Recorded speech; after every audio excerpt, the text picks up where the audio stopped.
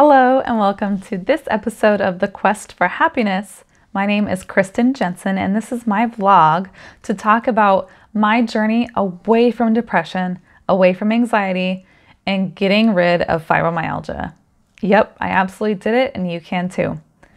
Today I am so excited to talk about self-love and self-care because it is the thing that I am so passionate about.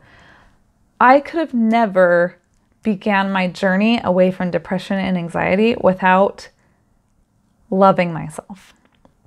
And let me tell you, when I started, I didn't love myself. In fact, I really didn't give a shit about myself.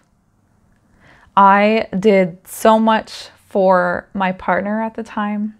I did so much for my boss in hopes that I would receive attention and kindness from them, in hopes I would receive love and, that I would receive recognition from them as well.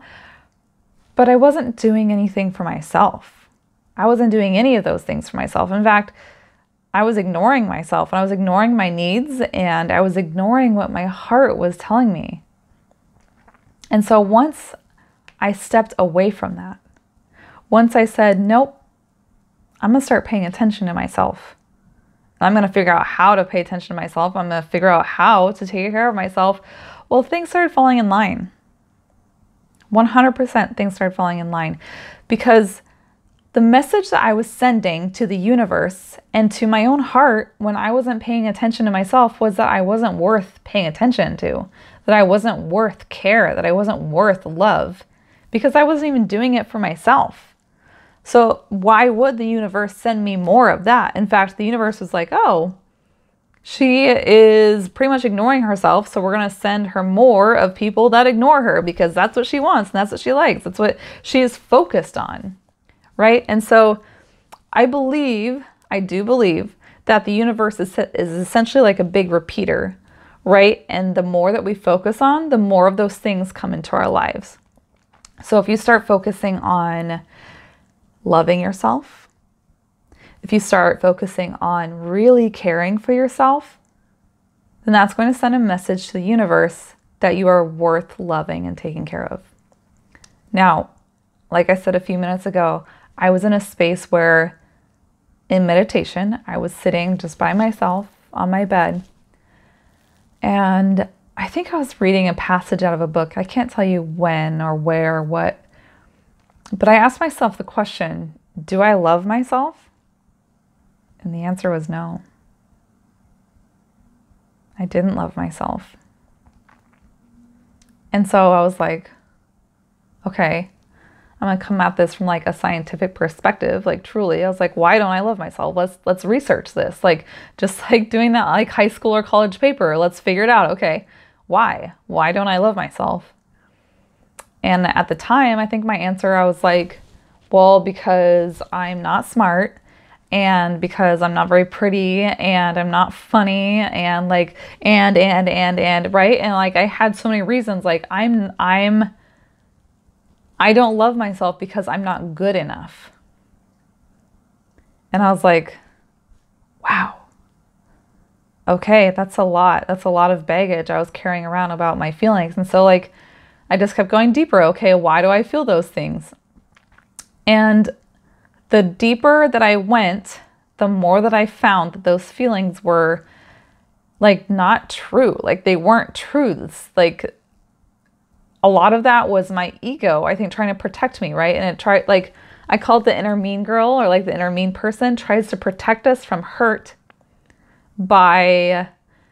in like weird ass ways. Like if I don't explore why I'm hurting, why my heart is like on fire, like why I have anxiety, then I can just ignore it forever and it'll go away. Well, that's not how it works, right? And so once I started going deeper, once I started digging, I really found out the reasons, and a lot of it had to do with my childhood. And you know what? So I went to therapy. I got self-help books to try and deal with what happened in my childhood. And once I started moving beyond that, well, guess what? I started talking to myself with a more compassionate voice. When that inner mean girl was like, you're stupid, you're lazy, you're fat, you're ugly, whatever it said, I was like, well, okay, thank you for your input, but actually I'm going to go a different direction. I'm going to start telling myself I am pretty. I'm going to start telling myself that I'm smart, that I'm worth it. And gosh, it started making a difference.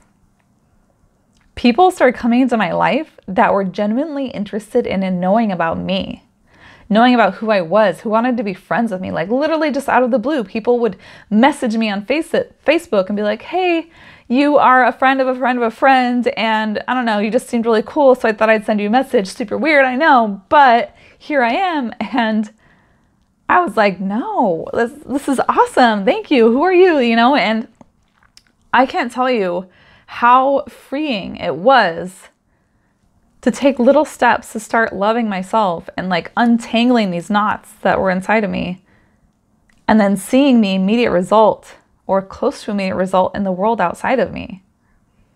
Ultimately, the partnership that I was in was not right for me. And, you know, all my love to him, but like we weren't right for each other, and that's totally okay. And sometimes you might find that you're in a situation that's just not right for you, even if it's worked so far. The job that I was in, it was a wonderful place and I was very supported in different ways, but it wasn't right for me. And so once I started realizing these things of like, oh, if I take care of myself, then it starts showing the world and the universe that I'm worth taking care of, right? And so good and better things start coming into my life. My partner and I broke up, but now I'm with the love of my life that I couldn't be happier about. Like, I'm so glad that last relationship ended because, oh my gosh, I wouldn't have met like my soulmate. And I am so glad that I got laid off from that job I was at, even though it was super fun and super cool, because I wouldn't be doing what I'm doing right now. I wouldn't be sharing like my love and my excitement about self-love and self-care with you right now. And so one of the most important exercises I did when I was coming from this place of needing to figure out how to start loving myself was to write myself a love letter. And this is absolutely what I want you to do this week. Write yourself a love letter. It doesn't need to be pages long. It doesn't need to be anything crazy. But pause this video right now and write yourself a love letter. And I'll share mine with you as well. So pause it, write yourself a love letter, and then come back and we'll reconvene. So hopefully you've paused and written your love letter, and I'll share mine with you, just so you know that I've done it too. Dear Kristen, every moment I spend with you is one of the best moments of my life. You are beautiful, smart, funny, and talented. I love the way you care for yourself and others. Your compassion is contagious and love glows from you. No matter what happened in the past, I love you for you right now. And no matter what happens in the future, I promise to be by your side forever. I will always love you. Keep shining brightly. Love, me. And so if you haven't written your love letter yet, hopefully that will be inspiration for you to just write what you want to hear. Write what you wish someone would write to you, and just do it for yourself. Right? And do the same thing, like, girl, go buy yourself some flowers. Go take a bath. Go do things that you wish someone would do for you. Do them for yourself, because you are absolutely 100% worth it. And so this week, if you feel like you don't love yourself, that is one of the keys to moving out of depression and anxiety. I promise you, it absolutely helps, is to start loving yourself, and you are surrounded by love 100%. So one of the things I liked to do was fake it until I made it. So I would look in the mirror and say, Kristen, I love you. I love you. And I know it sounds super cheesy, but it absolutely works. And just start doing little things for yourself throughout the week, and you'll find that more and more love keeps coming into your life. And one day you'll wake up and be like, oh, I actually do love myself. Have a wonderful week, everyone, and all my love to you. And I hope that you find that you love yourself soon as well if you already don't. Bye.